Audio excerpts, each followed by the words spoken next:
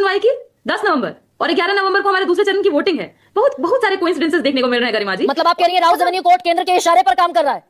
मैं ये नहीं कह रही, पर मैं एक नारा आपको बताती हूँ। स्टूडेंट मूवमेंट से निकली हूँ, हम लोग स्टूडेंट के तौर पर ही लगाते थे। जब जब मोदी डरता है, ईडी सीबीआई आगे करता है, तो हमारी लड़ाई तो सिर्फ मोदी जी से नहीं है, ईडी सीबीआई से नहीं है, चुनाव आयोग तक से हो गई। एसआईआर के मामले में तो आपने हमने सबने मिलकर कवर किया इसको, तो हमारा तो लड़ाई बहुत लंबा चलेगा। और ये लड़ाई लालू जी, तेजस्वी जी, उनके बच्चे सब लड़ेंगे और हम लड़ेंगे। पर हाँ, जब जब जब क्योंकि ये मामला रेलवे से जुड़ा हुआ है गरिमा जी, एक सवाल उठाना चाहूंगी कि लालू जी तो वही रेल मंत्री है ना, जब घाटे में रेलवे था तब उसको 90,000 करोड़ का बेनिफिट दिए, रेल नहीं चालू करवाई, गरीब रथ चालू करवाए। नहीं प्रियंका, आज दरअसल डिफेंस मुश्किल है क्या? दूसरी तरफ आज डिफेंस मुश्किल होगा क्या भाई? वही लालू प्रसाद यादव जिन्हें 90,000 करोड़ का फायदा कराने वाले रेल मंत्री के तौर पर तेजस्वी यादव प्रोजेक्ट कर रहे हैं, वो कन्विक्टेड है ना बाकायदा फॉर्डर स्कैम में?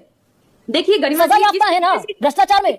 कोई भी कन्विक्शन कैसे आती है गरिमा जी, कन्विक्टेड कैसे आता है? सबूतों के आधार पर जब सीबीआई के ऊपर ही खुद इतने सारे आरोप हैं कि वो लोग एक तरीके से, और मैं नहीं लगा रही हूं, राकेश अस्थाना के ऊपर में उन्हीं सीबीआई के डायरेक्टर ने ही लगाया था आरोप कि मोदी जी के ऑफिशियल्स उनको फोन किया करते थे डाइवर्ट करने के लिए लालू प्रसाद जी का केस। और इसी साल का रिपोर्ट आपको बता रही हूं गरिमा जी, 1 जनवरी से लेकर 30 जून के बीच में इसी ईडी ने 5,892 केसेस फाइल की, 0.1% कन्विक्शन रहा उनका। ये तो सीबीआई का मामला है, आप ईडी का डेटा बता रही हैं। ये तो सीबीआई का मामला, और पहली सजा मैंने अभी थोड़ी देर पहले ये डेटा दिया दर्शकों को, फॉर्डर स्कैम में पहली सजा तो अक्टूबर 2013 में हुई थी।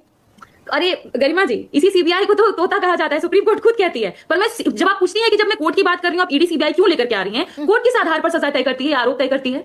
सबूतों के आधार पर ना। अब जो सबूत ही लेकर के आ रहे हैं, सबूतों के साथ क्या क्या कर रहे हैं या नहीं कर रहे हैं और किस तरह से छानबीन कर रहे हैं, ये भी तो इंटरेस्टिंग हो जाता है। पर एक बात तो सवाल इंटरेस्टिंग ये भी तो है प्रियंका कि जो भ्रष्टाचार का जन्न बोतल से चुनावी मौसम में बाहर आया है, ऑलरेडी आपके ऊपर टैगिंग है भ्रष्टाचारी पार्टी होने की, गरिमा जी, और अब तो तेजस्वी यादव पर भी चार्जेस फ्रेम हो गए। गरिमा जी, ये जिन्न तो हर राज्य में निकलता है ना, जहां जहां चुनाव